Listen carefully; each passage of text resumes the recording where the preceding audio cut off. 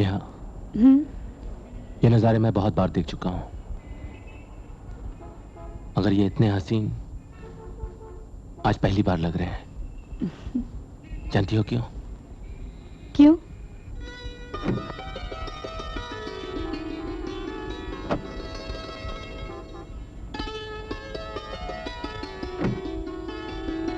क्योंकि तुम मेरे साथ हो। तुम्हारा प्यार पाने के बाद अब मुझे सब कुछ हसीन लगने लगा है। आज शाम की महफिल भी तुम्हारे आने से हसीन हो गई थी। जानती हूँ, ये पार्टी करण की थी, लेकिन मैं तुम्हें वहां जबरदस्ती इसलिए ले गई ताकि करण की गलतफहमी दूर हो सके, और मैं उसे ये भी पता देना चाहती थी कि मैं सिर्फ तुम्हारी हूं, सिर्फ तुम्हारी। नेहा, आज के बाद करण या उसकी मां का जिक्र मेरे सामने कभी मत करना, प्लीज। मेरा खून खौल उठता है उनके नाम से। ऐसी क्या बात है विजय? बात यह है नेहा कि औरत मेरी मां नहीं है और ना ही करण मेरा भाई। ये क्या कह रहे हो तुम? नेहा, वो औरत सिर्फ मेरे पिताजी की दूसरी बीवी है और करण मेरा सौतेला भाई। बस यही रिश्ता है मेरा उनसे। मैंने बचपन में उस औरत को एक गैर मर्द की बाहों में देखा था और मुझे यकीन हो गया कि वो औरत बदचलन है। मेरे मामा ने मुझे बताया कि वो मर्द मेरी सौतेली मां का आशिक है। ये बात मुझसे बर्दाश्त नहीं हुई। मैंने पिस्तौल उठाई और गोली चला दी। मारना तो मैं उस औरत को चाहता था, लेकिन मर गया वो प्रेम बख्शी। क्या नाम बताया तुमने? प्रेम बख्शी। उस औरत के आशिक का नाम प्रेम बख्शी था। मैंने मार डाला प्रेम बख्शी को। अपने होश हवास में मैंने प्रेम बख्शी का कत्ल किया है।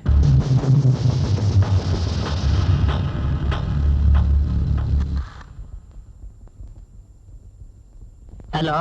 हाँ अंकल, मैं नेहा बोल रही हूँ। कैसी हो बेटी? मेरा हाल जानना चाहते हैं आप? तो सुनिए, जिस घर की चार दीवारी में मैं सांस ले रही हूँ, वो मेरे डैडी के कातिल का घर है। वो मेरे डैडी के कातिल का घर है। वो मेरे डैडी के कातिल का घर है।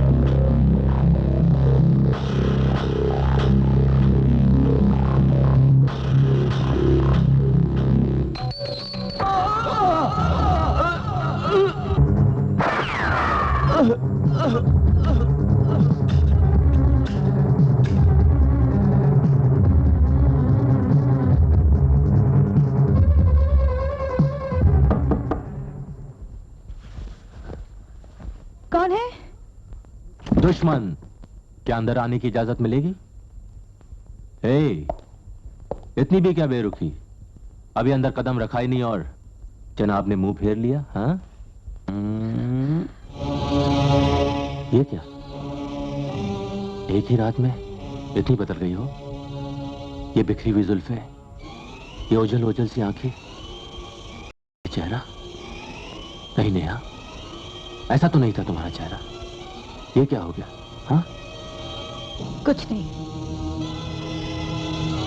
आज की रात एक तूफान के साए में गुजरी है। शायद उसी के निशान इस चेहरे पर बाकी हैं। मैं कुछ समझा नहीं। इसलिए कि तुम्हारे समझने का अभी वक्त नहीं आया। नेहा, ये क्या बहकी बहकी बातें कर रही हो? हाँ, तुम्हारी तबीयत ठीक नहीं है? मेरी नीयत भी ठीक नहीं है। हाँ, यानी कि आज तुम बहाना बनाकर दफ्तर आना नहीं चाहती। यही समझ लो। एक लंबी छुट्टी की जरूरत है मुझे। नामुमकिन। नेहा, तुम अच्छी तरह से जानती हो कि अब तुम्हारे बगैर मेरा ऑफिस में दिल बिल्कुल नहीं लगता। दिल बड़ी जालिम चीज है। पल भर में दिल को बदलते देर नहीं लगती। दिल बदले ना बदले, मुझे तो आज तुम बदली हुई दिखाई दे रही हो। क्यों? इरादा क्या है? एक बार इरादा मजबूत हो जाए फिर बताऊंगी। यह लगता है तुम्हें आराम की वाकई में जरूरत है। ठीक है, तुम आराम करो। मैं शाम को दफ्तर से जल्दी घर आ जाऊंगा और सिकंदर चाचा से कह देता हूं कि तुम्हारे लिए डॉक्टर को बुला लें। मुझे डॉक्टर नहीं चाहिए। अब तो मेरा मरहम भी तुम हो और इलाज भी। मैं चलता हूं। तुम कुछ नहीं जानते, लेकिन बहुत जल्द जान जाओगे।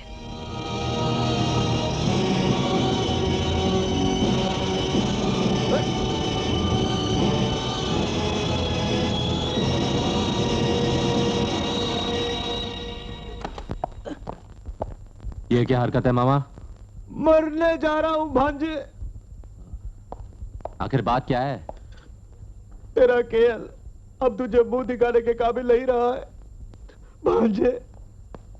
अब ये ऊपर वाला मुझे इस दुनिया से जितनी जल्दी उठा ले उतना ही अच्छा है। पहलियां मत बुझाओ मामा। एक तो मैं पहले से ही परेशान हूं, ऊपर से तुम्हारा ये ड्रामा।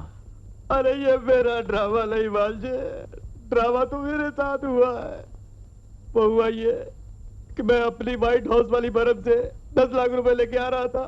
तो फिर पीछे से किसी ने प्यार से आवाज दी, केएल उर्फ खैराती लाल जी। भांजे, मैंने पलट कर देखा। क्या देखा? एक काली शेरवानी पहने सफेद दाढ़ी वाला खड़ा है और जैसे ही उसने मेरे को देखा वो तेजी से आके मुझे लिपट गया। भांजे, मैं हैरान और परेशान। कहने लगा, क्यों खैराती लाल उर्फ केएल, बचपन में साथ खेले, अब खड़े हो अकेले, लो मियां पान खाओ। फिर भांजे, मैंने उसका वो पान क्या खाया, अपने होश ही खो बैठा। और जब होश आया भांजे तो मत पूछो।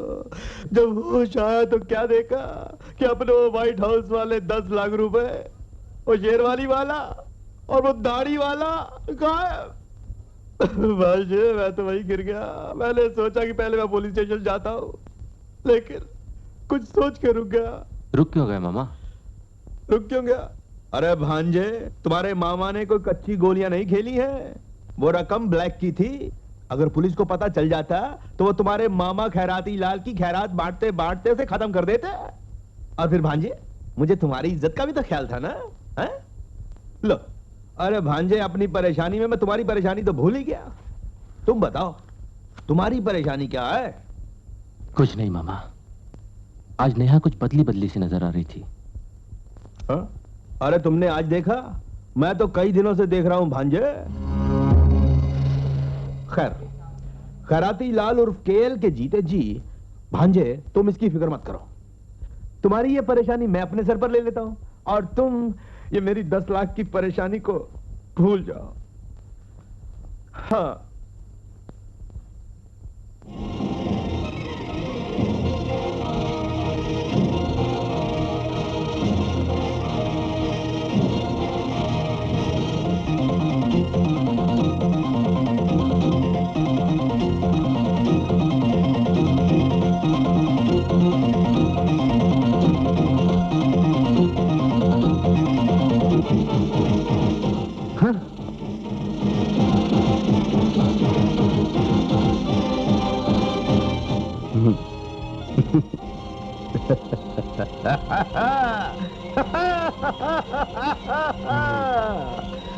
ऊपर वाले ने हर ताले की चाबी बनाई है बरगुरदार, और तुम चाबी के बिना खैराती लाल की खैरात कैसे हासिल कर सकते हो?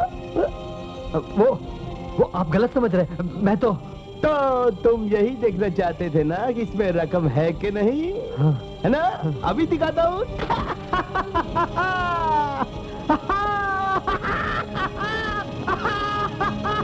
अरे घबरा मत बरगुरदार, ये सब वही है जो तुम देख रहे हो। असली 10 लाख की रकम तो कब से खैराती लाल की खास तिजोरी के खास खाने में खरीदते पहुंच गई है। आपसे कोई जीत नहीं सकता मामा। मामा नहीं, केल। केल क्या? केल क्या? केल केल। केल। तो केल को हार पसंद नहीं है बरखुरदार। सुना तुमने? मैंने तुम्हें एक काम दिया था और उस काम का मोल तो तुम ले चुके हो, लेकिन मेरा काम अभी तक नहीं हुआ। हो जाएगा, आप चिंता क्यों करते हैं? दरअसल ये काम सफाई से होना चाहिए ना। सफाई से होना चाहिए। Very good, very good. क्या है कि बरखुरदार, खैराती लाल में एक आदत बड़ी अच्छी है। जब वो किसी को अपना राजदार बना लेता है ना, तो मेरा राज जानने के बाद जब वो आदमी बेकार हो जाता है, तो खैराती लाल बड़ी खैर से उसे बर्दाश्त नहीं कर सकता। मुझ पे भरोसा रखिए आप, मैं अपनी दुश्मनी निकालने के लिए कुछ भी कर सकता हूँ। सुना है आजकल करण उस के चक्कर में है जो आपके दुश्मन विजय की मोहब्बत बनी हुई है। जैसे मोहब्बत। आप कहो तो मैं उस ताला लगा अपने मुंह को ताला लगा। तूने पहली बार अपनी मुंह से कोई अच्छी बात बोली है। बरसों से मैं एक ऐसे ही मौके की तलाश में था जिससे मैं अपने बहन पर किए हुए जुल्मों का बदला ले सकूं। करण नीलम का बेटा है और नीलम मेरे रास्ते की रुकावट है।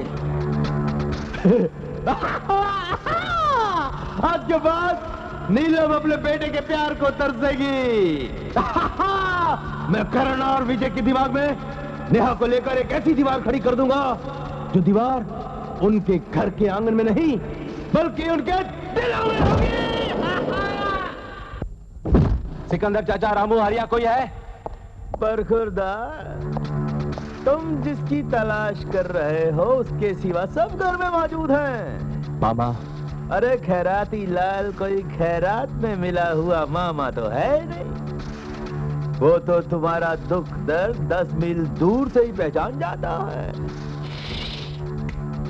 क्यों, चली गई ना आखिर?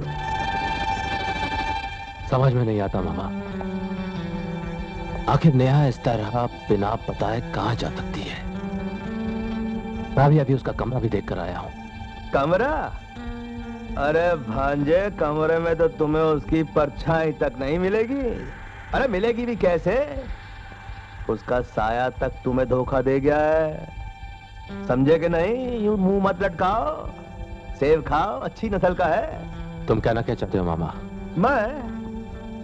अरे खैराती लाल की जब तक 5-7 नसीहतें खैरात में ना चली जाएं, उसकी बात समझता कौन है? कई बार इशारों से कह चुका हूं, भांजे, तुम जिस गाड़ी के पीछे यूं सरपट भाग रहे हो, वो गाड़ी साली कब पटरी बदल दे पता नहीं चलेगा। लेकिन तुम उन जुल्फों के अंधेरों में ही चक्कर काटते रहे, और वो करण उसे दिन दहाड़े ले उड़ा। तुम्हारा मतलब है ये सब करण? हाँ, ये सब तुम्हारी आंखों के सामने ही होता रहा, लेकिन तुम उल्लू बने तमाशा देखते रहे। अरे भांजे, नेहा ने नाटक तुम्हारे साथ किया, लेकिन प्यार करण से। और उसके बाद उसने अपने अंकल की प्रॉपर्टी के सारे कागजात तुमसे हासिल करने के बाद तुम्हारे नाटक का पर्दा गिरा दिया, लेकिन करण से नाता नहीं तोड़ा। नहीं मामा, मैं ये सब कुछ नहीं मान सकता। नेहा ऐसी लड़की नहीं हो सकती।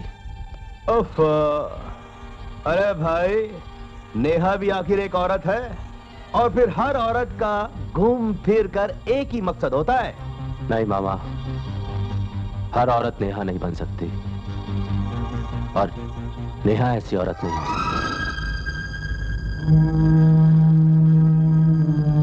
हाँ जी, पूछो इससे। नेहा कहाँ है? मैंने तुमसे पूछा नेहा कहाँ है? मैं नहीं जानता। जानते नहीं हो या जानबूझकर अनजान बनने की कोशिश कर रहे हो? मैं जानना चाहता हूं तुमने नेहा को कहां छुपा कर रखा है। मैंने छुपा रखा है? ना ही मैंने किसी की अमानत पे डाका डाला है, और ना ही कोई चोरी की है जो मुझे इस चोरी के लिए छुपाना पड़े। अरे भाई वाह, तो फिर बरखुरदार साफ साफ ये क्यों नहीं कह देते कि तुम्हारा भाई चोर है, उसने तुम्हारी अमानत पर डाका डाला है? मामा तुम चुप रहो। अरे भांजे, खैराती लाल के भांजे को कोई बीच बाजार चौराहे में खड़ा होकर चोर कह रहा है, और तुम कहते हो मैं चुप रहा हूँ? वाह, ये भी कोई बात हुई? कैसे चुप रहा हूँ? हर बात को घुमा फिरा के कहने में तुम्हारा जवाब नहीं है मामा। लेकिन मैं तुम्हारे इरादे जानता हूँ। अच्छा? जिन हाथों से तुम इस खानदान की मजबूत दीवारें गिराना चाहते हो ना, एक दिन खुद उन गिरती हुई दीवारों में दब के मर जाओगे, और उस दिन तुम्हारी अर्थी को कोई कंधा देने वाला भी नहीं होगा। हाथ मेरा भी उठ सकता था, लेकिन मेरे सामने एक दीवार है। इस खानदान पे तुम्हारे एहसानों की दीवार, इस दिल में तुम्हारी इज्जत की दीवार, और इन रगों में हमारे खून की दीवार। बको मत। तुम्हारे रगों में बहने वाले इस गंदे खून के साथ मेरा नाम जोड़कर मेरे खून को बेइज्जत मत करो। ये औरत जो तुम्हारे सामने खड़ी है, जिसे तुम अपनी माँ कहते हो, पूछो इससे किसका खून हो तुम, किसकी औलाद हो तुम? अरे भाई पूछो। माँ, किसकी औलाद हूं मैं? किसका खून हूं मैं माँ? तुम उसी का खून हो बेटे, जिसका खून तुम्हारे भाई की रगों में दौड़ रहा है। उसी रंजीत चौहान की औलाद हो तुम। झूठ है ये, झूठ बोलती है ये औरत। कौन जाने फकीर की झोली में पड़ा ये खोटा सिक्का किसके नाम का है? विजय, तूने मेरी माँ को गाली दी। विजय, तूने मेरी माँ को गाली दी। विजय! करण, अपने बड़े भाई पर हाथ उठाता है। मुझे मारा तुमने? ये सब सुनने के बाद? हाँ, इसलिए कि विजय तुम्हारा बड़ा भाई है, और चौहान खानदान की मान मर्यादा में छोटे भाई का दर्जा कभी बड़े भाई के बराबर नहीं होता। ठीक है माँ, मैं जा रहा हूँ, और उसी दिन इस घर में कदम रखूंगा जब ये छोटा भाई अपने बड़े भाई से नजरें मिला के बात कर सके।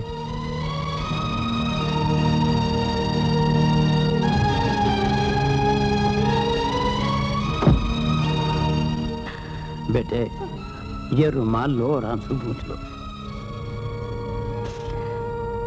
इस रुमाल से मेरे चेहरे पर से आंसुओं के निशान तो मिट जाएंगे अंकल, लेकिन मेरे दिल पे लगे हुए जख्म उस खूनी के खून से ही मिट सकेंगे। जज्बात के जोश में होश खो बैठना बेवकूफी है बेटे। तुम्हें आज पता चला है कि विजय के हाथ से बचपन में तुम्हारे डैडी का खून हो गया था। वो हादिसा बचपन का था, अनजाने में भी हो सकता था। मैं आपसे कह चुकी हूँ अंकल, वो हादसा अनजाने में नहीं हुआ था। विजय ने अपने पूरे होश हवास में मेरे डैडी का खून किया था। ये बात और थी कि उस वक्त मेरे डैडी उसके नजर में उसके दुश्मन थे, लेकिन आज उसकी जिंदगी की दुश्मन मैं हूँ। मैं जो आज से कुछ पल पहले उससे प्यार करने लगी थी, उसके एक इशारे पर अपनी जान तक देने को तैयार हो गई थी, लेकिन अब उसकी जान लिए बगैर मेरी जान को चैन नहीं आएगा। मेरे दिल पर क्या गुजर रही है अंकल, ये आप नहीं समझ सकते। मैं अच्छी तरह जानता हूँ बेटे, और समझता भी हूँ, मगर मैं ये भी नहीं चाहता कि तुम कानून को अपने हाथ में लो। तुम बदला लेना चाहती हो ना, तो फिर बेटे बदला ऐसे लो कि सांप भी मर जाए और लाठी भी न टूटे, समझे?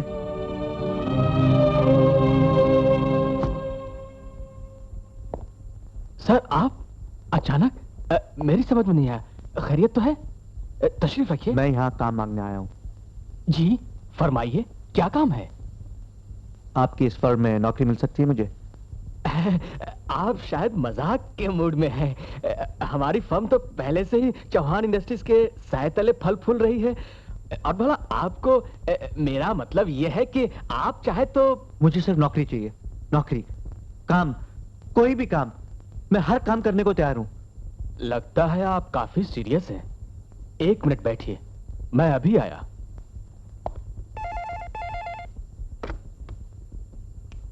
हेलो सर, आपका छोटा भाई करण मुझसे नौकरी मांगने आया है।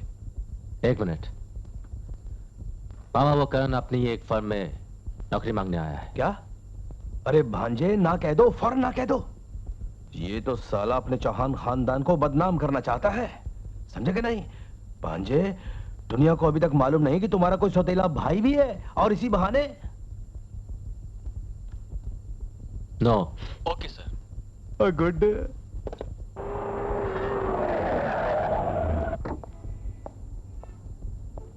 ये दरवाजा तुम्हारे लिए ही खोला है, अंदर आ जाओ। लेकिन तुम मुझे नहीं जानते, मगर मैं तुम्हें जानता हूँ।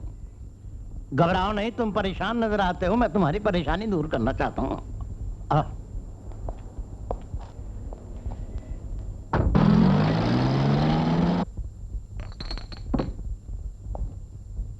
तो आप नेहा के अंकल हैं? कमाल है, इतने दिन में नेहा के साथ रहा, लेकिन उसने आपका कभी जिक्र ही नहीं किया। मेरा जिक्र इसलिए नहीं किया क्योंकि मैं जिक्र के काबिल ही नहीं हूं। लेकिन बेटे, तुम्हें इस कदर दर बदर भटकते हुए देखकर मुझे बहुत दुख हुआ, और ये जानकर और भी दुख हुआ कि तुम्हारे भाई। छोड़िए अंकल, अब बड़े भाई का जिक्र भी जिक्र के काबिल नहीं है। अब आप मुझे ये बताइए कि आप मुझे यहाँ क्यों लाए? तुम्हारे जख्मों पर मरहम रखने के लिए। देखो बेटे। 1 मिनट अंकल, अगर आप मुझ पे कोई एहसान करना चाहते हैं, कोई हमदर्दी दिखाना चाहते हैं, तो मुझे माफ कीजिएगा। मैं अपने पांव पे खुद खड़ा रहना चाहता हूं। अगर मुझे आप किसी का सहारा चाहिए होता तो मुझे घर छोड़ने की जरूरत नहीं थी। इसके लिए तो मेरे भाई का सहारा ही काफी होता। हाँ हाँ ठीक है, ठीक है। Damn it! अरे भांजे, क्या बात है? या सुबह सुबह किस पर फूलों की बारिश हो रही है? मामा, उस रायगढ़ वाले टेंडर के बारे में या तो तुम्हें पता था या फिर मुझे। तो ये तीसरा कौन आ गया है जिसने उस टेंडर में हमसे बढ़कर बोली दी है? अरे भांजे, फिक्र मत कर। ये खैराती लाल बोली देने वाले की बोलती बंद करके उसे खैरात में बांट देगा, और ये साला जो भी है उसका भी पता लगा लूंगा। मामा, मैं भी तो यही सोच रहा हूं कि वो है कौन।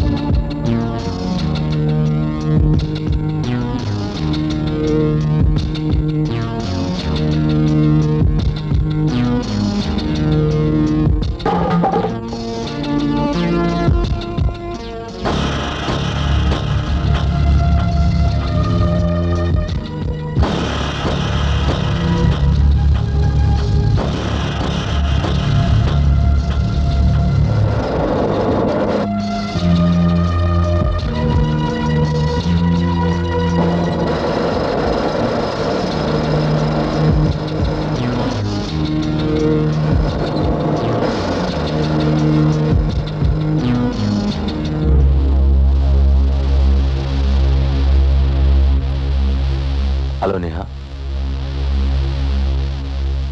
मैं जानती थी कि तुम जरूर आओगे। अगर मैं ये नहीं जानता था कि तुम मेरे साथ ऐसा सलूक करोगी। ये अधूरी बिल्डिंग, ये प्लॉट, सब कुछ बख्शी बिल्डर्स ने खरीद लिया है। मिस्टर बख्शी तुम्हारे अंकल है।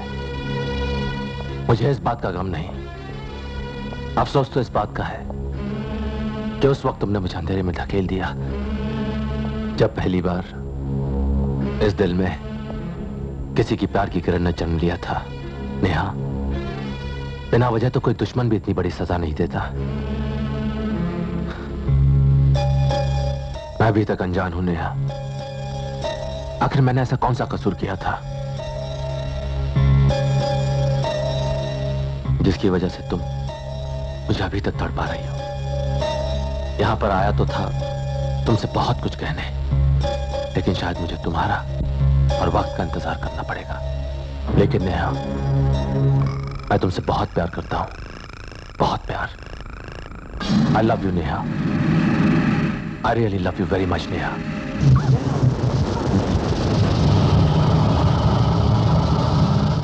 I love you Neha.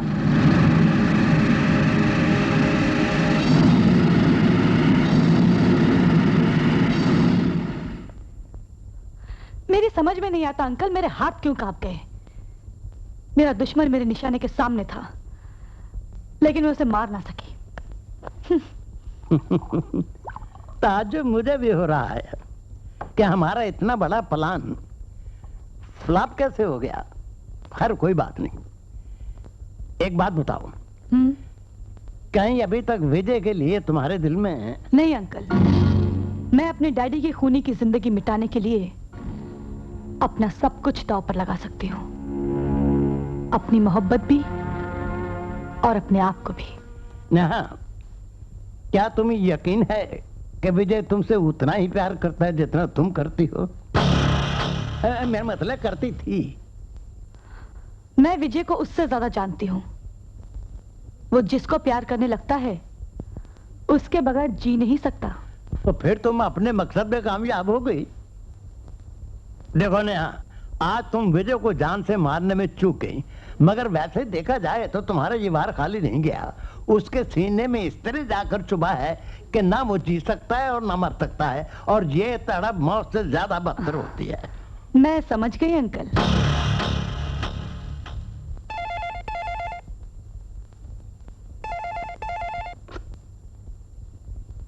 Hello विजय। नेहा, मैं जानता था कि तुम जरूर फोन करोगी। और मैं भी जानती थी कि तुम मेरे फोन का इंतजार जरूर करोगे। खैर, कल शाम को अपनी कामयाबी की खुशी में एक पार्टी दे रही हूं, और मैं चाहती हूं कि मेरे दोस्त और मेरे दुश्मन उस पार्टी में जरूर आए। आओगे ना तुम? क्यों नहीं नेहा, तुम बुलाओगी तो मैं जरूर आऊंगा।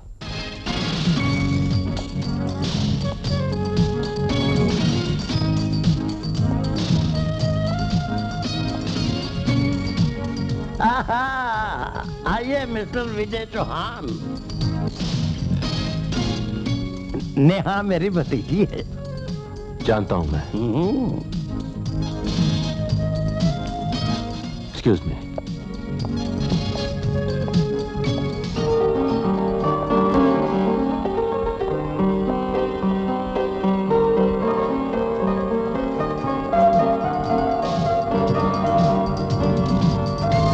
हेलो नेहा। हेलो विजय, मैं जानती थी तुम जरूर आओगे। नेहा, मुझे तुमसे कुछ ना ही तो कुछ कहने की जरूरत है, ना ही पूछने की। जरूरत है तो बस इंतजार की। तुम मेरी खुशियों में शामिल हुए, इससे बढ़कर मुझे और क्या चाहिए। विजय, एक रिक्वेस्ट है तुमसे, मेरे लिए एक गीत सुनाओगे? नेहा, प्लीज।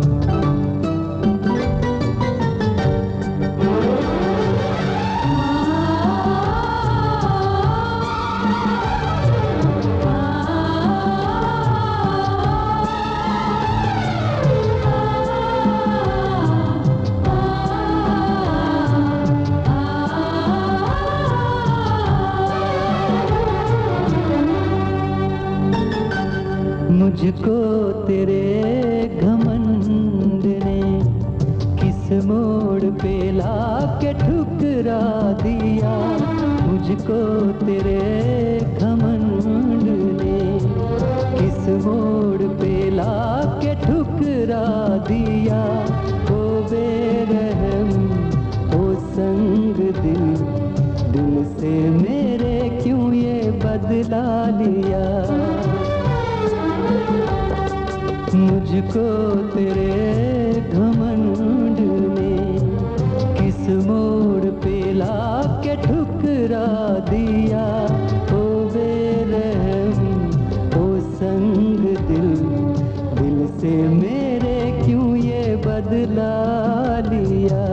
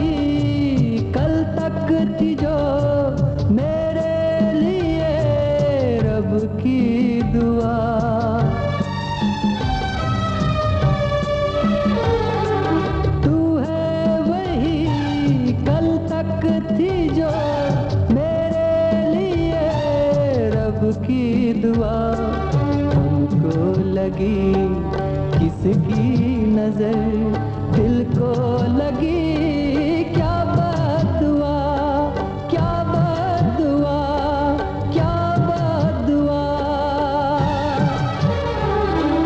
तुझको मेरे रकीब ने, तुझको मेरे रकीब ने क्या ख्वाब दिखला के बहका दिया। ओ बेरहम ओ संग दिल, दिल से मेरे क्यों ये बदला लिया।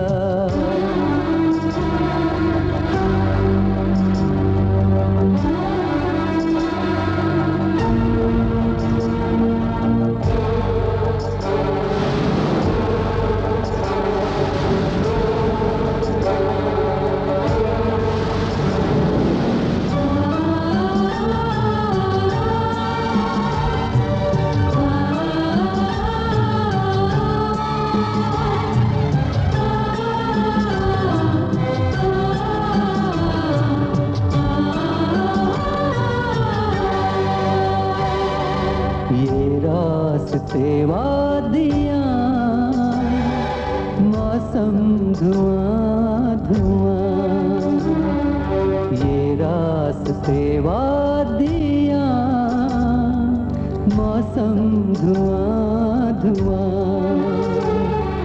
मुझको मिला के खाक में तुम खो गए कहाँ।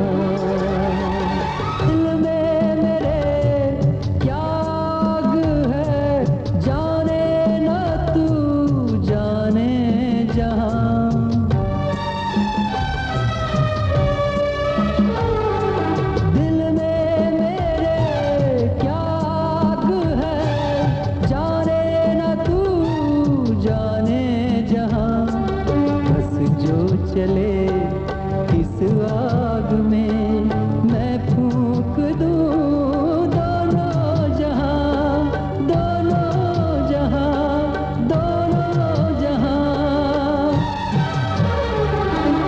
शीशे से नाजुक था दिल मेरा, शीशे से नाजुक था दिल मेरा। क्यों तूने पत्थर से टकरा दिया। ओ बेरहम ओ संग दिल, दिल से मेरे क्यों ये बदला लिया।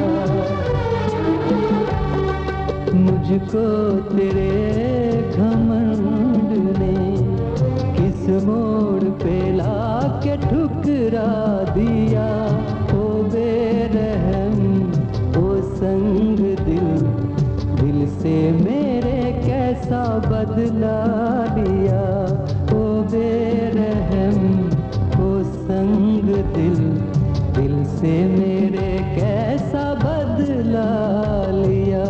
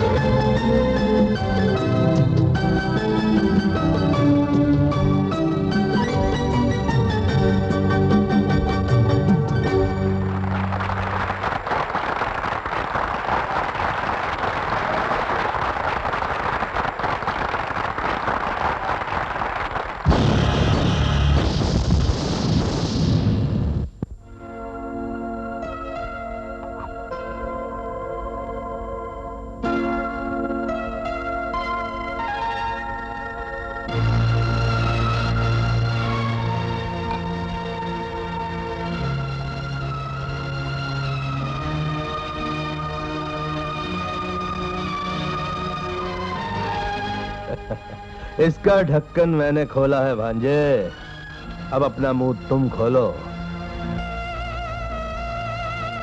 अरे ऐसे क्या देख रहे हो भांजे, मरना है तो एक ही बार मरो ना। लानत है मुझ पर, खैराती लाल का भांजा होकर अपनी जान फोकट में खैरात में बांट रहा है, वो भी एक खातिर। तुम नहीं जानते मामा, नेहा ने जो मेरे साथ सलूक किया है ना, वो दिल से नहीं किया है। वो ऐसा नहीं कर सकती, नेहा ऐसा नहीं कर सकती मामा।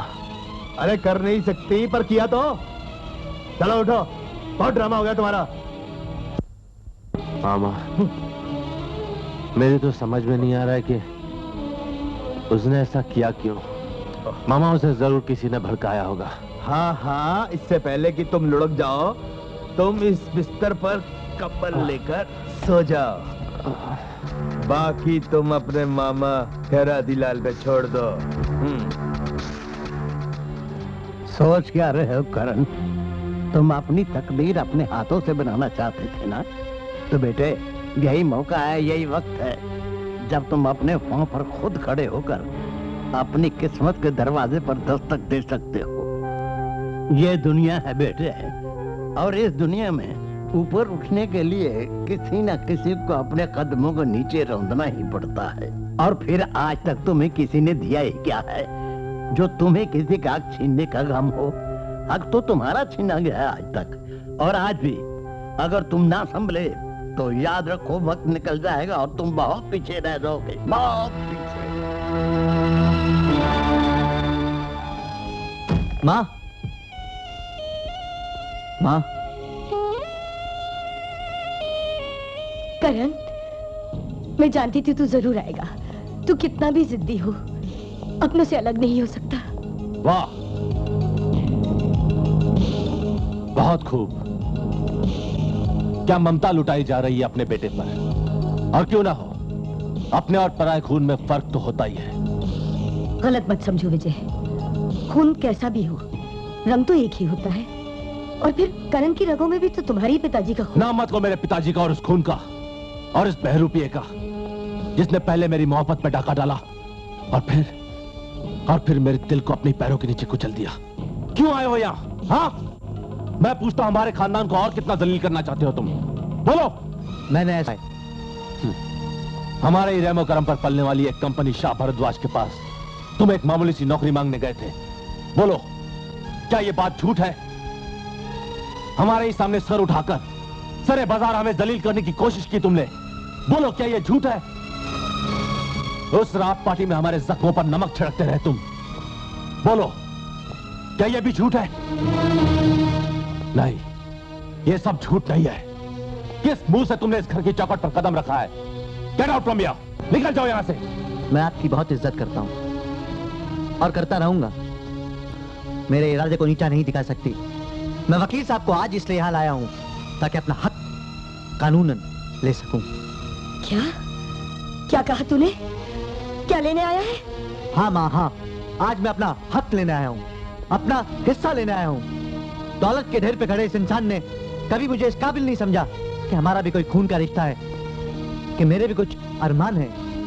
जिंदगी भर में तड़पता रहा कि कोई मुझे भाई कह के अपने सीने से लगा ले, लेकिन आज बर्दाश्त की हद हो चुकी है और मैं अपना हिस्सा चाहता हूँ, अपना हक चाहता हूँ। मैं अपनी जिंदगी अपनी मर्जी से जीना चाहता हूँ और मुझे आज अपना हक चाहिए, बंटवारा चाहिए। माँ खामोश, इससे आगे मुंह से एक लफ्ज भी निकाला ना तो मैं अपने हाथों से तेरा गला घोट दूंगी। हिस्सा चाहिए तुझे, बंटवारा चाहिए। किस बात का हिस्सा, कैसा बंटवारा? ठाकुर साहब की मौत के बाद जिस तरह विजय ने अपने दिन रात का सुख चैन बर्बाद करके उनका बिजनेस संभाला है, कौन करेगा ऐसी कुर्बानी? और तू बंटवारा चाहता है? निकल जा यहाँ से, मैं कहती हूँ चला जा।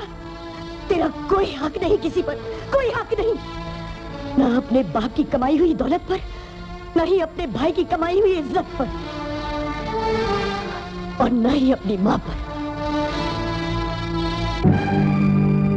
माँ, तुमने आज कोई नई बात नहीं की। बचपन से लेकर आज तक मेरी सगी माँ होते हुए भी तुमने हमेशा मुझसे सौतेला व्यवहार किया, लेकिन आज मैं यहाँ से खाली हाथ वापस नहीं जाऊंगा। कानून मेरे साथ है और आज मैं अपना हक लेकर इस चौखट के बाहर कदम रखूंगा। वकील साहब, सामने आइए और कीजिए फैसला। फैसला तो हो चुका है मिस्टर करण। शायद तुम नहीं जानते, जिस फैसले के लिए तुम मुझे यहां लेकर आए हो वो फैसला न तुम्हारे हाथ में है, न मेरे हाथ में, न और किसी के। वो फैसला खुद ठकुराइन के हाथ में है। तुम्हारे पिताजी की वसीयत के मुताबिक इस सारी जायदाद के मालिक न तुम हो न विजय चौहान। इस सारी जायदाद की मालकिन खुद ठकुराइन है। इस राज को सिर्फ मैं जानता हूं या ठकुराइन।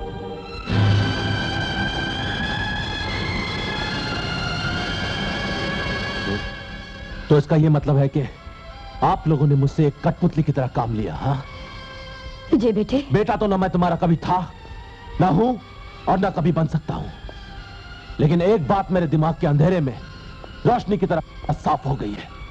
तुमने अपने बिजनेस की गिरती हुई दीवारों को थामने के लिए एक ऐसे इंसान का सहारा लिया जिसे अपनी सौतेली मां से नफरत थी, नफरत है, और ये नफरत तुम्हारी चालाकी और चालबाजी को देखकर और भी गहरी हो चुकी है। ऐसा मत कहो विजय, ऐसा मत सोचो। मैंने तुम्हारे पिताजी की वसीयत जानबूझकर तुमसे नहीं छुपाई, और फिर मैंने कभी भी इस जायदाद और दौलत को अपना नहीं समझा। ये सब तुम्हारा है, तुम्हारा। और ये वसीयत हमारे बीच एक दीवार नहीं बन सकती। दीवार तो आज टूट चुकी है। तुमने और तुम्हारे बेटे ने मुझे इन दीवारों से आजाद कर दिया है। जब ये बात साफ जाहिर हो चुकी है कि मैं इस घर में ना पहले कुछ था और ना आप कुछ हूं, तो फिर किसी की हमदर्दी और रहमो करम के सहारे मैं यहां क्यों रहूं? मैं इस घर को छोड़कर जा रहा हूं, लेकिन जाने से पहले मैं तुम दोनों मां बेटे का शुक्रिया अदा करना चाहता हूं।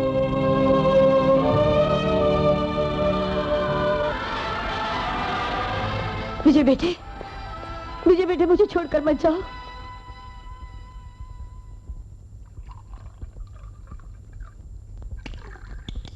वाह भांजे वाह, खूब इनाम दिया तूने मेरी मेहनत का मुझे।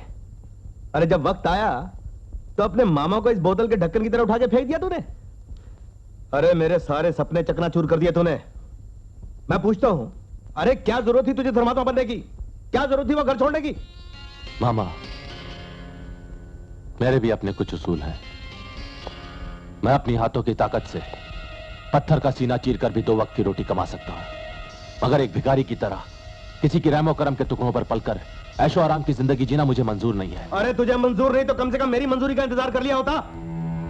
जानता है आज तक बचपन से लेकर तुझे पाल पोस कर बड़ा क्यों किया मैंने? तुझे तेरा हक दिलाने के लिए, और जब मंजिल सामने आई तो ठोकर मार दी तूने। मामा, अरे मामा मामा क्या करता है? अब जब तूने पासा पलट ही दिया है तो अब तेरे शकुनी मामा को भी अपनी चाल बदलनी पड़ेगी। भांजे, मैं उन लोगों में से नहीं हूं जो दूसरों की आग में सुलग सुलग कर घुट घुट कर मर जाते हैं। बेटा, जो काम मैं तेरे कंधों पे रख के करना चाहता था, अब उसे मैं अपनी बाजुओं की ताकत से करूंगा। मेरी बाजुओं में भी बहुत ताकत बाकी है। नहीं अंकल नहीं,